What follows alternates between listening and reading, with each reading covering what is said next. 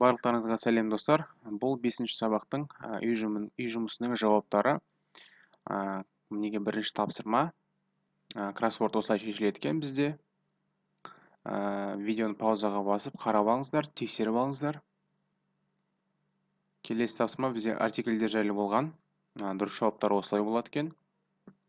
Оның келесі тапсырмасы көпше түрге қоюымыз керек болған. Зат есімдерді көпше түрде. Осылай өздеріңіз үй жұмыстарыңызды дұрыстап тексеріңіздер қарап. Одан кейінгі бізде соңғы тапсырма listening болған, тыңдалым. Бірінші сурет C, екінші сурет B, үшінші сурет A екен. Мына сөздерді жазып жаттап алыңыздар деген үміттемін. Видеоны көргендеріңізге рахмет. Келесі сабақта кездескенше сау болыңыздар.